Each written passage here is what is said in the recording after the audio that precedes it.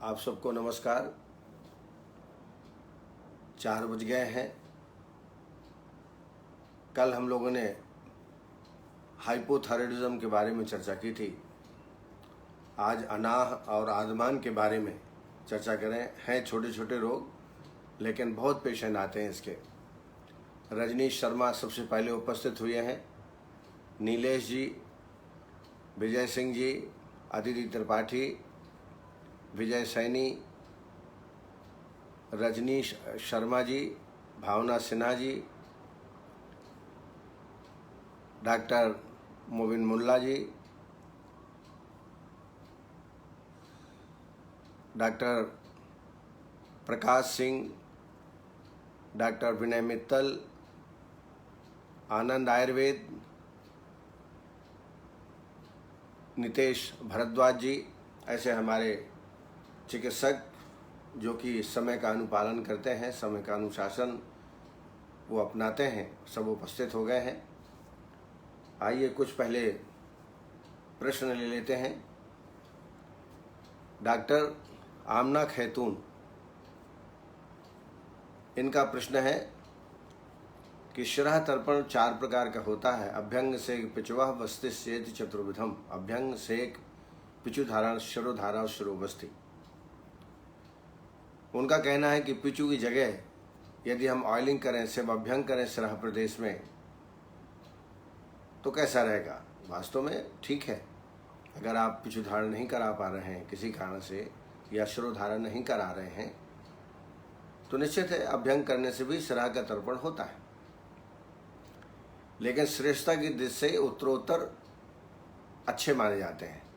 अभ्यंग से सेक, सेक से पिचु धारण, और पिचु धारण से शिरोवस्ति, शिरोधारा और शिरोवस्ति। तो उपयोगिता के आधार पर देखें तो पिचु धारण ज़्यादा श्रेष्ठ है। पर यदि आप नहीं करा पाते हैं तो आप अभ्यंग से भी काम चला सकते हैं। शिरः तर्पण तो होगा ही। लाभ तो कमोवेश पेशेंट को होता ही है। डॉक्टर हर्षवर्धन जी, उन्होंने इस कार्यक्रम की तारीफ की है। आप सब इस कार्यक्रम से जुड़ते हैं, इसलिए यह कार्यक्रम सफल है। इसी तरह आप उपस्थित रहिए और ज्ञान गंगा में सहयोग प्रदान करते रहें। डॉक्टर प्रदीप कुमार जी, उनका एक पेशेंट है, 13 साल का, फीमेल है। डायबिटीज़ 1 टाइप की है। टाइप 1 डायबिटीज़ है उनको। टाइप 1 डिसीज़ जैसा आप जानते हैं ये असाध्य व्याधि है। लेकिन जो इंसुलिन डिपेंडेंट हो जाते हैं उनकी धीरे धीरे मात्रा इंसुलिन की बढ़ानी पड़ती है, और कई प्रकार के साइड इफ़ेक्ट भी पेशेंट को होते हैं। तो साइड इफ़ेक्ट ना हो और इंसुलिन की मात्रा बढ़ानी न पड़े, बल्कि थोड़ा कम करना प्रारंभ कर दें, ऐसा प्रयास यदि हम करें तो टाइप 2 डायबिटीज़ में श्रेष्ठ रहेगा। इसलिए मामज्जक बटी और गुड़मार घन 2-2 गोली दिन में 2 बार या 3 बार देवें। इससे बहुत ही अच्छा इसके रिजल्ट्स हैं। इसके अलावा बसंत कुसुमाकर 60 मिलीग्राम, शिलाज इत्यादि लौह 250 मिलीग्राम, त्रिभंग भस्म 250 मिलीग्राम, ये दिन में 3 मात्राएं गर्म पानी के साथ या दूध के साथ रोगी को सेवन कराएं। एक मधुमेहारी चूर्ण आता है, ये भी बड़ा उपयोगी है। इसकी 1 चम्मच सुबह, 1 चम्मच शाम की मात्रा का सेवन करा सकते हैं। एक मेरा व्यक्तिगत अनुभव है, आपके साथ शेयर कर रहा हूँ। पलाश पुष्प, पलाश जो कि मार्च अप्रैल में, फरवरी मार्च अप्रैल में बहुत आयत में जंगलों में केसरिया रंग के फूल उसमें आते हैं।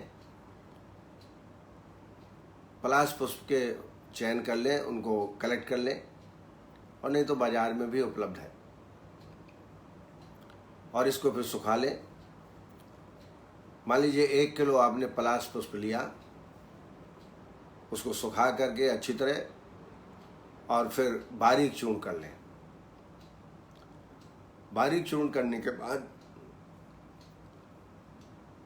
निम्ब स्वरस,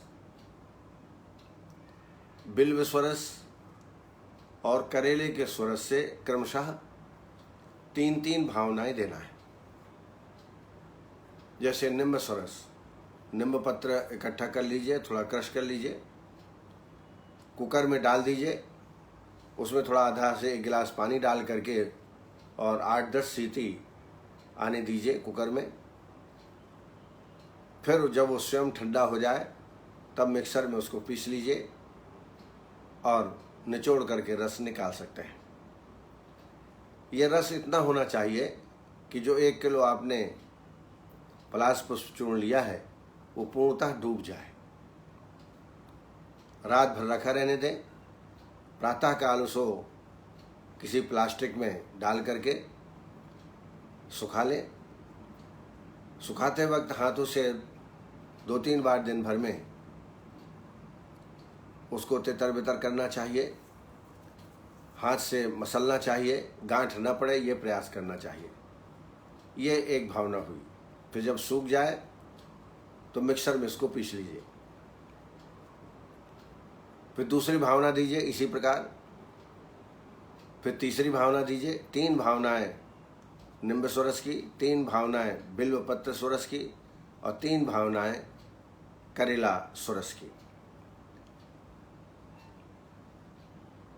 प्रत्येक बार उसको मिक्सर में पीसें ताकि जितना बारीक हो जाएगा उतना अच्छा इसका लाभ करेगा। ये आधा चम्मच से 1 चम्मच दिन में 2 या 3 बार सीवीटी के आधार पर आप देवें। ये मेरा अनुभूति योग है। मैंने देखा है कि कई बार पेशेंट को रक्तगत शर्करा कम हो जाती है। पेशेंट के निदान परिवर्जन करते हुए ये पलाश पुष्प चूर्ण का सेवन कराएं। इसमें निश्चित रूप से पेशेंट को आराम प्राप्त होगा। डॉक्टर सुनीता साहू, एरंड तेल का कल्प मैंने बताया था आम वात में। तो यदि आम वात में एरंड कल्प का सेवन कर रहे हैं तो सिर्फ एरंड तेल ही लेना चाहिए। ऊपर से आप कुनकुना पानी पी सकते हैं। लेकिन विरेचनार्थ हम जब एरंड तेल देते हैं पेट साफ करने के लिए, तो प्रातःकाल दुग्ध के साथ, अगर 30 ml कैस्टर ऑयल है तो 50 ml उष्ण दुग्ध के साथ मिला करके प्रातःकाल सेवन करना चाहिए। लेकिन कल्प के लिए यदि सेवन कर रहे हैं प्रथम दिन 10 ml, फिर 15 ml, 20 ml, तो एरंड तेल का ही सेवन कराएं। पेशेंट नहीं ले पाता हो क्योंकि उसमें एक प्रकार की गंध आती है, जिसे कई बार पेशेंट नहीं ले पाते हैं, ऐसी अवस्था में दुग्ध के साथ भी सेवन आप करा सकते हैं। रघुपति पांटुलू, इन्होंने पित्ताश्मरी गाल ब्लैडर स्टोन की चिकित्सा के बारे में पूछा है। गाल ब्लैडर स्टोन यदि फंडस में है तो इसको ट्रीट करना आसान है, लेकिन ये जब बाइलरी डक्ट में आ जाता है तो पेशेंट को बड़ी तकलीफ होती है। अगर 5 mm से कम है तो इसको बड़ी आसानी से ठीक किया जा सकता है।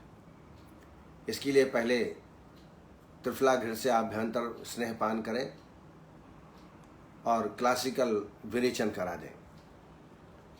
विरेचन कराने के पश्चात संसर्जन कम करें। और एक योग है जो मैं हमेशा आप सबको बताता हूँ, इसकी टैबलेट भी बाजार में आ गई है,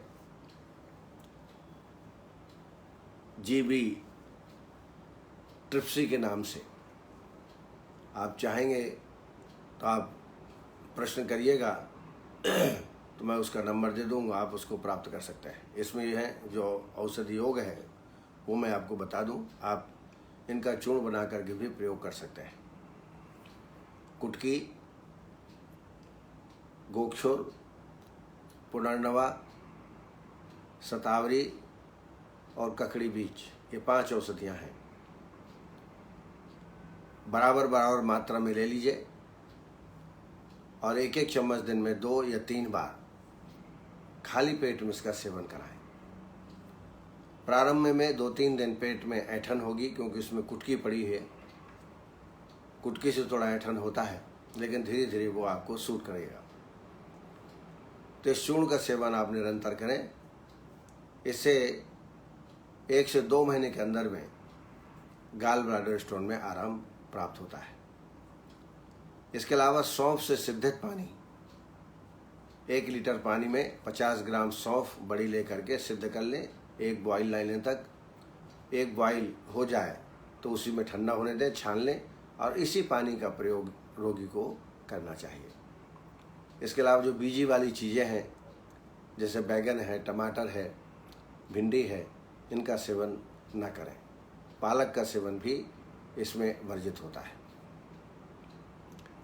पानी ज़्यादा से ज़्यादा पिएं और निरंतर ट्रीटमेंट लेने से। दूसरा ये भी देखें कि वायु का अनुलोमन होता रहे, इसलिए प्रतिदिन रात को एरंड भ्रष्ट हरित की आधा चम्मच दे दें, जिससे पेट साफ होता जाए, क्योंकि है तो ये अपान वायु की विकृति।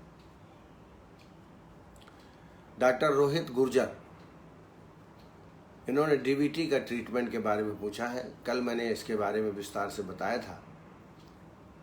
डीप वेन्स थ्रोम्बोसिस, ये लेग से संबंधित व्याधि है। इसमें वेन्स में क्लॉट हो जाता है और क्लॉट होने की वजह से पेशेंट की जो ब्लड का वापस हृदय में जाना है वो बाधित होता है। कई बार लंग्स में भी इससे बड़ी गंभीर व्याधि इसके कारण हो सकती है। पैरों में झुंझुनाहट, पैरों में दर्द, पैरों में कड़ा होना, कई बार पैरों में विचर्जिका जैसे लक्षण रोगी में प्राप्त होते हैं। बड़ी तकलीफ होती है। इसके लिए मुख्य चिकित्सा है विरेचन कर्म, वस्ती और रक्त मोक्षण। पंचतिक्त घृत से आभ्यंतर स्नेहपान कराने के पश्चात सम्यक स्नेह लक्षण प्राप्त करें। 3 दिन स्वेदन कराएं, अब वे विरेचन दे दें। विरेचन में कुटकी, अमलतास, त्रिव्रत और छोटी हरड़ 20-20 ग्राम लेके काढ़ा बना लें 100 ml, और इसमें 30 to 40 ml कैस्टर ऑयल मिला करके विरेचनार्थ प्रातःकाल दे दें। जिस दिन आप विरेचन देते हैं उस दिन सुबह से शाम तक कुछ नहीं खिलाना है। शाम से पेय आदि क्रम प्रारंभ हो जाएगा, वो दे दें। विरेचन करने के पश्चात इसमें वस्ती कर्म बड़ा उपयोगी है। इसके लिए वरुणादिक्वाथ, तृणपंचमूलक्वाथ 50-50 ग्राम लेके काढ़ा बना के अविधिवत वस्ते, लेखन वस्ती भी इसमें उपयोगी है। इसके पश्चात रक्त मोक्षण से विशिष्ट चिकित्सा है। सिरावेद से भी रक्त मोक्षण कर सकते हैं, लेकिन जलौका से रक्त मोक्षण करने से ज़्यादा फायदा होता है। 2-2 जलौका आप लगा दें, प्रति दूसरे दिन लगाएं। ऐसा 6 से 7 बार ब्लड लेटिंग करा लें। जैसा कि आप जानते हैं, लीच में हिरुडिन नाम का तत्व होता है जो क्लॉटिंग को रोकता है। इसमें भी क्लॉटिंग ही होता है डीप वेन्स में, इसलिए ये ज़्यादा उपयोगी है। रक्त मोक्षण इससे कराना चाहिए। औषधियों में कैशोर गुल, आरोग्यवर्धनी 2-2 गोली दिन में 2 बार, शोथारी लौह 250 मिलीग्राम, गिलोय सत्व 250 मिलीग्राम और यवक क्षार 250 मिलीग्राम। ये एक मात्रा है। ऐसे दिन में 3 मात्राएं शहद के साथ पेशेंट में सेवन कराएं। साथ में पेट साफ रहे, अनुलोमन होता रहे, अपान वायु का निरंतर अधोगामी होती रहे, उसके लिए एरंड भ्रष्ट हरित की आधा चम्मच रात को सोते टाइम प्रत्येक दिन पेशेंट को देते रहें।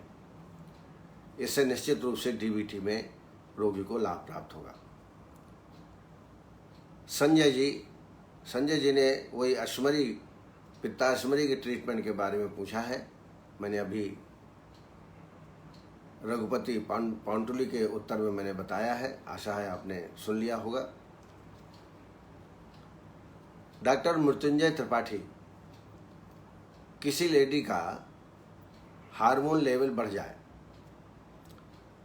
यहाँ उन्होंने स्पष्ट नहीं किया कि कौन सा हार्मोन बढ़ने के लिए उल्लेख कर रहे हैं।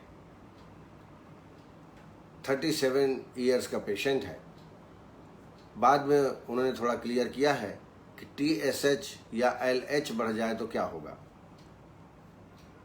TSH थायराइड स्टिमुलेटिंग हार्मोन, ये पिट्यूटरी ग्लैंड से निकलता है। LH हार्मोन, जिसको ल्यूटिनिजिंग हार्मोन भी कहा जाता है, यह भी पिट्यूटरी ग्लैंड से उत्पन्न होता है। TSH बढ़ने का मतलब, अगर TSH बढ़ा हुआ रहता है तो थायराइड हार्मोन कम बनना प्रारंभ हो जाता है, थायरोक्सिन की मात्रा कम हो जाती है और इसी कारण हाइपोथायरॉयडिज्म उत्पन्न होता है। यानी TSH यदि बढ़ जाए तो हाइपोथायरॉयडिज्म हो सकता है। और यदि लो हो जाए, TSH कम हो जाए रक्तगत मात्रा, तो थायराइड की क्रिया बढ़ा देता है और जिसके कारण हाइपरथायरॉयडिज्म व्याधि की उत्पत्ति होती है। तो TSH का बड़ा महत्व है। LH यदि बढ़ने लगा, LH के बढ़ने से प्यूबर्टी जल्दी आ जाती है और यदि LH लो रहे तो प्यूबर्टी बहुत ही डिले हो जाती है। और जैसा मैंने बताया, ये दोनों हार्मोन्स पिट्यूटरी ग्लैंड से निकलते हैं। आशा है आप संतुष्ट होंगे। अगर आपको और कोई शंका हो तो नेक्स्ट टाइम आप और पूछ लीजिएगा। डॉक्टर संघमित्रा का प्रश्न है, tubal block of fimbriae are small projection at the end of the fallopian tube. Fallopian tube के अंत में फिंगर लाइक स्ट्रक्चर होते हैं, उसको बोलते हैं fimbriae, FIMBRIAE। Fimbri are small projection at the end of the fallopian tube. If fallopian tube blocked, then fertilization cannot happen because the sperm and eggs meet here, और egg और sperm मिलकर के ही fertilisation उत्पन्न करते हैं और ये स्थान होता है फैलोपियन ट्यूब। जैसा मैंने बताया, each fallopian tube ends in a fimbri which are finger like structure। ऐसी अवस्था में फर्टिलाइजेशन पेशेंट में नहीं होता है। अगर ब्लॉकेज है तो इसमें वमन और विरेचन दोनों कराएं। आभ्यंतर स्नेहपान पंचतत्व घर से कराएं। वमन और विरेचन करने के पश्चात चूंकि इसमें अवरोध है तो लेखन वस्ती का प्रयोग करें। इसमें त्रिफला, गिलोय, सुंठी, नागरमोथा और विडंग प्रत्येक 40-40 ग्राम लेकर के यौकुट कर लें। 1200 ml पाली में इसको पकाएं 300 ml शेष रहने तक। इस 300 ml काढ़े में 50 ml गोमूत्र, 50 ml शहद, सेंधो 5 ग्राम और यवक क्षार 10 ग्राम, ये मिला के बस्ती दें। लगभग 16 बस्ती जरूर देवें।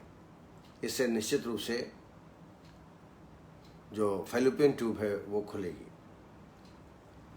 इसके पहले यदि विरेचन करा दें, विरेचन करने के पश्चात, विरेचन और वमन करने के पश्चात वमन कराएं, फिर विरेचन और उसके बाद ये बस्ती दें तो लाभ दुगना हो जाता है। इसके अलावा कुमारी आसो,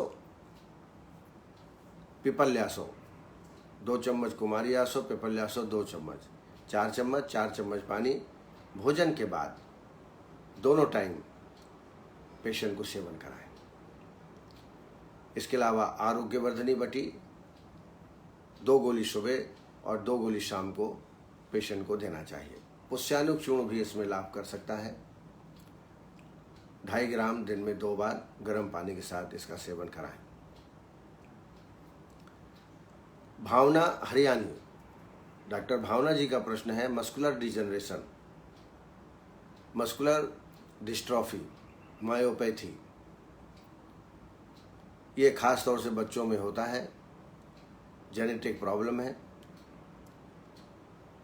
इसका विशिष्ट डायग्नोसिस है, पेशेंट जब उठता है तो पहले हाथों का सहारा लेता है, फिर दूसरे हाथ का सहारा लेता है, फिर जंघा पकड़ता है, धीरे धीरे खड़ा होता है।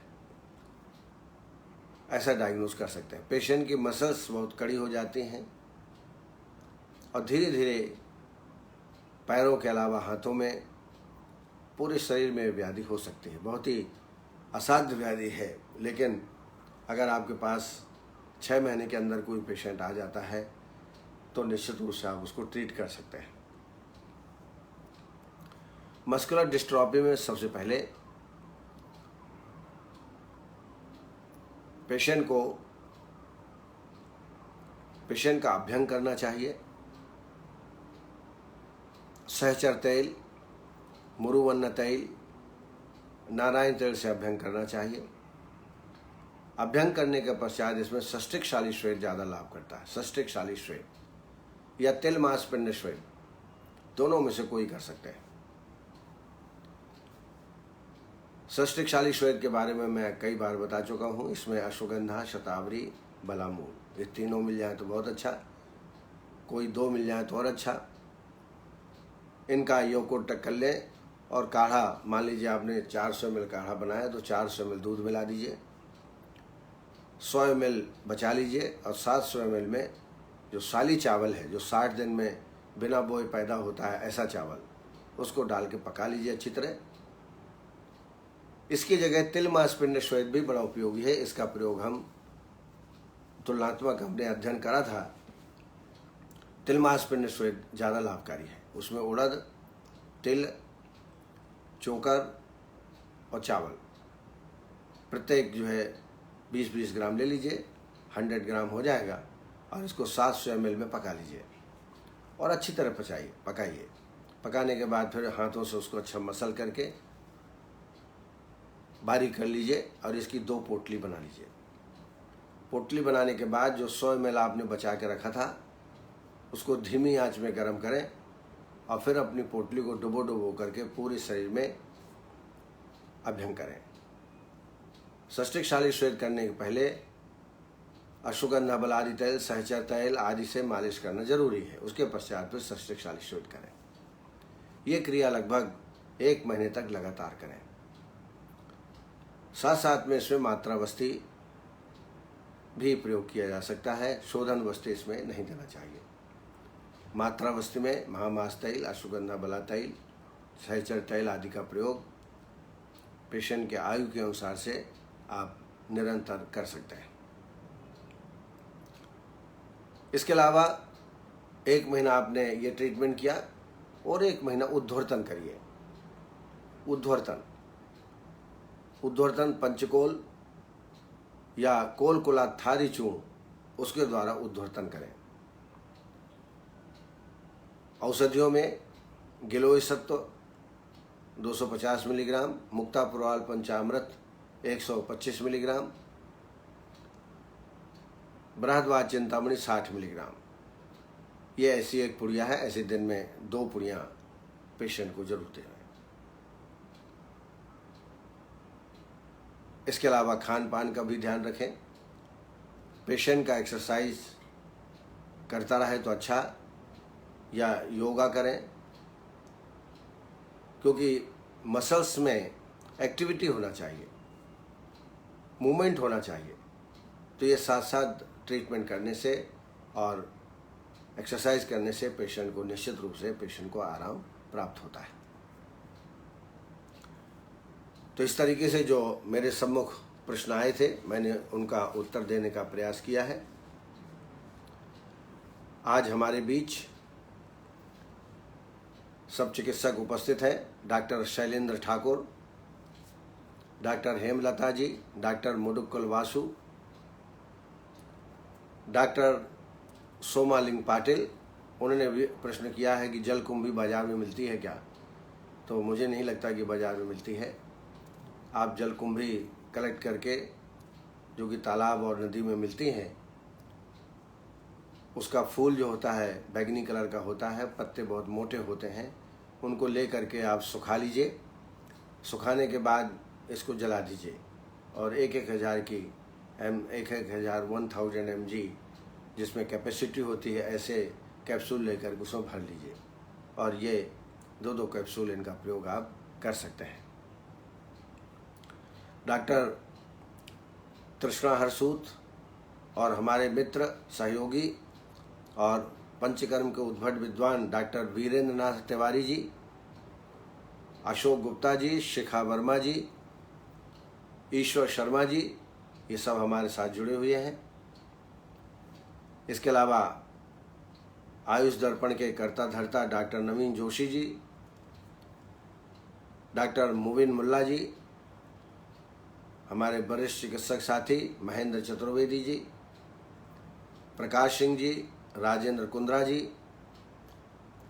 डॉक्टर भारत ठोक, doctor Ashutosh Kumar ji, doctor Ashwini Kumar Sahu, doctor नीलम शुक्ला जी, डॉक्टर नितेश भरद्वाज जी, डॉक्टर मनोरंजन साहू, डॉक्टर बलविंदर सिंह मलिक, सुकुमार जोशी जी, विकास विश्वकर्मा जी, वंदना पाठक जी, जो कि निरंतर कार्यक्रम से जुड़ी रहती हैं और इंटरेस्ट शो करती हैं, संजय जी, सोनल पटेल जी, doctor Mohit ji, doctor Brajesh Mishra ji, doctor तृष्णा हरसूत जी, विनेश्वरी श्रीवास्तव जी, धीरज कुमार जी, सुनीता साहू जी, परेश मन्या जी, रोहित गुर्जर जी, ज्योतिबाला डामोर निरंतर टेलीफोन से संपर्क बनाए रहती हैं, पंकज शुक्ला जी, कृष्णा सागर जी, भारत ज्योति, भावना सिन्हा और वैद्य आरबी प्रजापति जी, जो नए नए प्रयोग पेशेंट में करते हैं, पंचकर्म की प्रैक्टिस के लिए वो प्रसिद्ध हैं, अरुण शर्मा जी, योगेश महाजन जी, डॉक्टर अदिति त्रिपाठी हमेशा से ये जुड़ी हैं कार्यक्रम से, माधव मिश्रा जी, योगेश महाजन, मनीष खरे जी और हमारे चिकित्सक, वरिष्ठ चिकित्सक Giriraj Prasad Sharma ji, Rajneesh Sharma ji, Devendra Patil ji, Vinay Mittal ji, Prashant Sasane, doctor Nilesh Nigam, Sonal Agarwal ji, doctor Usha Tabhani, doctor Mandeep Kaur, doctor Bhanu Pratap Singh, doctor Nirmala Swal Nepal से और डॉक्टर शैलेश मानकर। तो ऐसे हमारे चिकित्सक, श्रोताओं की संख्या भी बढ़ रही है और कार्यक्रम में इंटरेस्ट जता रहे हैं। आप सबको बहुत ही हार्दिक अभिनंदन। इसी प्रकार आप जुड़े रहें तो ये कार्यक्रम चलता रहेगा। आइए अब छोटे छोटे जो रोग हैं, कई बार जैसे अनाह, आदमान, आटोप, ऐसे रोगी आते हैं। कई बार हमें डिफ्रेंशिएट नहीं कर पाते कि ये पेशेंट अनाह का है, कि आदमान का है, कि आटोप का है। और चिकित्सा भी लगभग समान है, क्योंकि इसमें अपान वायु विकृति होती है। अपान वायु या तो अधो ऊर्ध्वगति रुक जाती है, पुरुष रुक जाता है। कई बार अपान वायु नीचे की ओर नहीं जाती है, ऊर्ध्वगति हो जाती है, जिसको उदावर्त कहते हैं। तो ये कुछ रोग ऐसे हैं जो एक दूसरे से उत्पादक भी हैं, मिले हुए हैं, जैसे अनाह, आदमान, आटोप, ऊर्ध्ववाद और उदावर्त। तो इनको भी थोड़ा डायग्नोज करना हमको आना चाहिए। अनाह में विबंध मुख्य लक्षण होता है। अगर विबंध है तो अनाह है। इसलिए कई बार हम अनाह का आधुनिक दृष्टि से हम कॉन्स्टिपेशन से तुलना करते हैं। आधमान में उदर फूल जाता है, उदर में वायु कलेक्ट हो जाती है, संचय हो जाती है और उसको आधमान कहते हैं। और आटोप में वायु का संचय तो होता ही है, साथ साथ में गुड़गुड़ाहट होती है, एक विशेष प्रकार की ध्वनि पेशेंट में होती है। तो ये 3 लक्षण से आप जो है डिस्टिंग्विश कर सकते हैं। अनाह में विबंध होना, आधमान में उदर का फूला होना, वायु का संचय होना, और आटोप में वायु के संचय के साथ साथ गुड़गुड़ाहट होना। इससे आप डायग्नोज कर सकते हैं। वायु की विगुणता से अपक्व अन्न का संचय होता है और वायु के अवरुद्ध होकर पुरीस का न निकलना, उद्गार एवं अधोवायु का न निकलना ही अनाह है। पुरीस का न निकलना और जो अपान वायु है उसका भी शरण गुदा के माध्यम से न होना, यह अनाह का मुख्य लक्षण है। आमं शक्रद्वा निस्तम क्रमेण भूयो विबद्धो विगुणानेन प्रवर्तमान यथा सुमेनम विकारम अनाह उदाहरन्ते। ये चरक संहिता सुश्रुत का ये श्लोक है। सुश्रुत उत्तर स्थान 56 और 20 नंबर श्लोक। इसके निदान देखें अनाह के, तो जो 13 प्रकार के वेगावरोध जन्य व्याधि हैं वो भी कारण है इसके। वात विंड मूत्र जिह्वासु क्षवोद्गार वमीन्द्रिय है क्षुत्र श्लो उच्छ्वास निद्राराम धृत्योदावर संभवाः। जो अधारणी वेग है उनको धारण करने से भी ये अनाह जैसा रोग होता है। इसकी निदान देखें तो मैंने पहले बताया, वेग विधारण, जो अधारणी वेग है उनको धारण करना। इसके अलावा कटु तिक्त कषाय रस का अधिक मात्रा में निरंतर सेवन करना, रूक्ष अन्न का सेवन करना, श्रम बिल्कुल नहीं करना, और इसके कारण से अग्निमांद होता है, वायु की वृद्धि होती है, विबंध होने लगता है और अनाह की उत्पत्ति हो जाती है। संप्राप्ति देखें तो इन निदानों का सेवन करने से वात का प्रकोप, वायु जो है पक्वाशयगत होकर के पुरीस तथा ऊर्ध्ववात अर्थात अधोवायु का अवरोध कर अनाह की उत्पत्ति करता है। ये 2 चीजें हुई, पक्वाशय में पुरीस को रोकता है और अधोग अधा प्रदेश से जो वायु निकलना चाहिए उसको अवरोध करता है, उसे ही अनाह कहता है। इसके सामान्य लक्षण है हृदय स्तंभ, हृदय प्रदेश में स्तंभ भारीपन, और ऐसा पेशेंट को लगता है कि मेरे को हृदय रोग हो गया है। शिरोरोग, जब वायु का ऊर्ध्वगमन होता है तो शिरा प्रदेश में वेदना होने लगती है और शिरोरोग की उत्पत्ति हो सकती है। गात्र गौरव, शरीर में गौरवता की अनुभूति, जुखाम होना जिसको पीनस कहते हैं, और उद्गार में अवरोध, जो डकार होती हैं वो बिल्कुल नहीं आती हैं। इस तरीके से समान लक्षण है हृदय स्तंभ, शिरोरोग, गात्र गौरव, पीनस और उद्गार का अवरोध। 2 भेद होते हैं अनाह के, एक आमज और एक पुरीसज। आमज अनाह में तृष्णा, प्रतिश्याय, शिरोदाह, उदरशूल, हृदय स्तंभ, उद्गार का अवरोध, यह होता है आमज में लक्षण। और जो पुरीसज होता है अनाह, उसमें कटि पृष्ठ स्तंभ, कटि प्रदेश में, कटि और पृष्ठ प्रदेश में स्तंभता, मलमूत्र का अवरोध, शूल, मूर्छा, पुरीस का वमन हो जाना, वमन के माध्यम से पुरीस का निकलना, श्वास और काश की उत्पत्ति पुरीसज अनाह में उत्पन्न होती है। सामान्य चिकित्सा सिद्धांत इसका है स्नेहन और स्वेदन। यदि आमज अनाह है तो वमन कराना चाहिए, और यदि पुरीसज अनाह है तो विरेचन कराना चाहिए। वमन के लिए त्रिफलागढ़ से आभ्यंतर स्नेहपान कर लें। सम्यक स्नेह लक्षण प्राप्त होने के बाद 1 दिन स्वेदन कराएं और वमन करा दें। और यदि पुरीसज है ऐसी अवस्था में त्रिफलाग्रस्य आभ्यंतर स्नेहपान, सम्यक स्नेह लक्षण प्राप्त होने के बाद 3 दिन बाह्य अभ्यंग और बाह्य स्वेदन, उसके बाद विरेचन करा दें। वस्ती चिकित्सा दोनों के लिए ही उपयोगी है। इसमें एरंड मूल आदि वस्ती या दशमूल वस्ती का प्रयोग आप कर सकते हैं। दोनों में यह निश्चित रूप से लाभकारी है।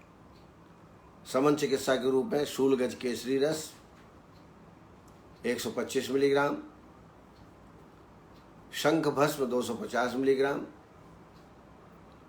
अश्वकंचुकी रस 60 मिलीग्राम, शूलगज केसरी 125, शंख भस्म 250 मिलीग्राम, अश्वकंचुकी 60 मिलीग्राम। यह एक मात्रा है, दिन में 2 मात्राएं दीजिए। लहसुनादि बटी, हिंगवादि बटी 2-2 गोली दिन में 2 बार दीजिए। ये बड़ी उपयोगी वस्तु है। इसमें जो है वेदना तत्काल लाभ होता है, वायु का शरण होता है, वायु जो है अधोगामी हो जाती है। रात्रि में सुख विरेचन चूर्ण या पंचसकार चूर्ण का भी प्रयोग आप 5 ग्राम की मात्रा में कर सकते हैं। एरंड तैल 20 ml 30 ml गोदुग्ध के साथ प्रातःकाल खाली पेट में इसका सेवन कराएं। इससे भी मल प्रवृत्ति हो जाती है, वायु शांत हो जाती है। आमज यदि अनाह है तो उसमें पंचकोल चूर्ण 2.5 ग्राम, शंख भस्म 250 मिलीग्राम इसका सेवन कराएं। ये बड़ा लाभकारी है। इसके साथ ही आमज अनाह में चित्रकारी बटी और अभ्यारिष्ट भी उपयोगी है। चित्रकारी बटी 2 गोली सुबह शाम खाली पेट में सुबह शाम, और अभ्यारिष्ट भोजन के बाद 2 चम्मच दवाई 2 चम्मच पानी भोजन के बाद। पुरीषज अनाह है तो उसमें हिंगवाष्टक चूर्ण 2.5 ग्राम, हरितकी चूर्ण 2.5 ग्राम और रसोन बटी 2 गोली, ये योग देवें सुबह शाम गर्म पानी के साथ। इसके अलावा अग्नितुंडी बटी 2 गोली सुबह शाम को, कुमारी आसो और अभ्यारिष्ट, कुमारी आसो 2 चम्मच, अभ्यारिष्ट 2 चम्मच, 4 चम्मच पानी मिला के भोजन के बाद दें। हिंगवादी बटी भी बड़ी उपयोगी है। और जैसे मैंने पहले बताया, एरंड तैल 20 से 30 ml और 50 ml दूध में मिला करके प्रातःकाल खाली पेट में सेवन कराएं। तो इससे मल का विसर्जन होगा, साथ में वायु का अनुलोमन भी होगा और अनाह में लाभ प्राप्त होगा। अब आइए आधमान, जिसको हम टिम्पेनाइटिस भी कह सकते हैं या फ्लैचुलेंस भी कह सकते हैं, क्योंकि इसमें खास तौर से वायु का संचय उदर प्रदेश में होता है। आधमान आटोप निश्चित रूप से स्वतंत्र अध्याय इनका नहीं है, स्वतंत्र अध्याय के रूप में इसका वर्णन उपलब्ध नहीं होता है, लेकिन व्याधि के लक्षणों के रूप में अनेक जगह आधमान आटोप का वर्णन है। आधमान शुद्ध वातज रोग है। जैसे मैंने बताया, वायु का संचय हो जाता है, ये शुद्ध जो है वातज रोग है। मलमूत्र की प्रवृत्ति, उदर में वायु की वृद्धि, इनके होने से आटोप उत्पन्न होता है। आटोप के साथ साथ फुलाव एवं गुड़गुड़ाहट की ध्वनि भी होती है। यह वेग विधारण से उदर में आटोप के साथ तीव्र शूल भी उत्पन्न हो सकता है और इसी को आधमान कहा जाता है। लक्षण में देखें तो आटोप, उदरशूल, उदरगत उत्सेद, पक्वाशयगत शोथ और बेचैनी, ये लक्षण आटोप में पैदा होते हैं, ये आधमान में पैदा होते हैं। आटोप, उदरशूल, उदर उत्सेद, पक्वाशय शोथ और बेचैनी। इसके 2 भेद हैं, आधमान और प्रत्याधमान। आधमान में पक्वाशय में वायु का संचय होता है और प्रत्याधमान में कफ और वात की वृद्धि के कारण उदर के ऊपरी भाग में अर्थात आमाशय में वायु का संचय होता है। आटोप भी होता है और फुलाव भी होता है। इसमें पार्श्व पीड़ा तथा हृदय पीड़ा भी पाई जाती है। ये प्रत्याधमान के लक्षण हैं। चिकित्सा में जो पुरीषज अनाह के समान चिकित्सा इसमें की जाती है, अर्थात विरेचन कराते हैं। आमज में आमज अनाह के समान भी चिकित्सा करते हैं, अर्थात जो आमजन अनाह है वो प्रत्याध्मान की चिकित्सा की जाती है। इसके अलावा फलवर्ती दीपन पाचन औषधियाँ जैसे शुंठी चूर्ण, पंचकोल काढ़ा, इसका सेवन कराएं। इससे दीपन पाचन होता है, आम का पाचन होता है, अनुलोम फलस्वरूप अनुलोम गति अपान वायु की हो जाती है, इसका सेवन कराएं। वस्ती इसमें बड़ी उपयोगी है। इसमें एरंडमूलादि वस्ती या दशमूल की वस्ती आप इसमें दे सकते हैं। प्रत्याध्मान हो तो वमन, अपतर्पण एवं दीपन चिकित्सा। वमन कराना चाहिए, त्रिफलागढ़ से आभ्यंतर स्नेहपान और वमन करा दें। और ऐसे औषधियाँ दें जो अपतर्पणकारी हों। अपतर्पण योग जैसे दीपन पाचन औषधियाँ जितनी होती हैं वो अपतर्पण भी करती हैं। स्नेहन स्वेदन करने के पश्चात वमन और विरेचन, ये चाहे अनाह हो, चाहे आध्मान हो, आटोप हो, इन सब में करना चाहिए। औषधियों में अजीर्ण कंटक रस 125 मिलीग्राम, अग्निकुमार रस 125 मिलीग्राम, ये एक मात्रा है। ऐसे दिन में 2 या 3 मात्राओं का सेवन करा सकते हैं। उदर प्रदेश में वेदना होती है, उदर में फुलाव होता है, उसके लिए एक लेप है। ये लेप का प्रयोग भी आपको करना चाहिए, जिसका नाम है दारू सटक लेप। इसमें देवदारू, वचा, हींग, सैंधव, फिर से रिपीट कर रहा हूँ, देवदारू, वचा, हींग और सैंधव, इनको कांजी में पीस करके उदर प्रदेश में लेप करें। इससे पेशेंट को बहुत ही तत्काल आराम प्राप्त होता है। यदि आटोप ही हो, गुड़गुड़ाहट हो, उदर उत्सेद भी हो, गुड़गुड़ाहट हो, ऐसी अवस्था में आधमान भी होता है ऐसी अवस्था में, और ये आटोप जो होता है वो कटु, तिक्त, कषाय, रूक्ष, ऐसे आहार का सेवन, इसके अलावा गरिष्ठ भोजन का सेवन करना, वेगों का धारण करना, इसके कारण ये आटोप की उत्पत्ति होती है। पेट में गुड़गुड़ाहट होती है और उत्क्लेश भी कभी कभी लक्षणों में प्राप्त होते हैं। तो आटोप का लक्षण है मुख्य उदर में फुलाव होना, गुड़गुड़ाहट होना और उत्क्लेश होना। चिकित्सा में हम वातानुलोमन चिकित्सा करते हैं ज़्यादातर। स्नेहन और स्वेदन, दीपन पाचन, और आसो अरिष्ट में पिपल्यासो और जीर का अध्यरिष्ट। पिपल्यासो 2 चम्मच, जीर का अध्यरिष्ट 2 चम्मच, 4 चम्मच पानी भोजन के बाद दोनों टाइम सेवन कराना चाहिए। चूर्ण में लवण भास्कर चूर्ण या अजवाइन को थोड़ा भूंज लें और उसका चूर्ण बना लें। तो लवण भास्कर 2.5 ग्राम और भ्रष्ट अजवाइन 2.5 ग्राम, दोनों का सेवन करें 1-1 चम्मच जल के साथ, गर्म पानी के साथ। इसके अलावा हिंगवादी बटी, पेट में ज़्यादा दर्द हो तो शंख बटी, हिंगवादी बटी 2 गोली, शंख बटी 2 गोली, दिन में 2 बार। अभयारिष्ट का सेवन भोजन के बाद 4 चम्मच अभयारिष्ट, 4 चम्मच पानी भोजन के बाद। और एरेंट तेल का प्रयोग 20 से 30 ml गोदुग्ध 50 ml मिला करके प्रातःकाल खाली पेट में इसका सेवन कराएं।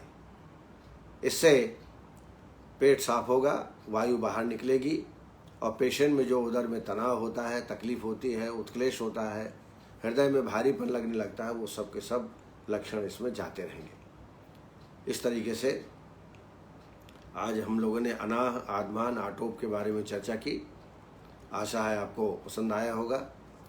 कल फिर हम इसी वक्त आपके सामने प्रस्तुत होकर कोई एक नया रोग आपके सामने प्रस्तुत करेंगे।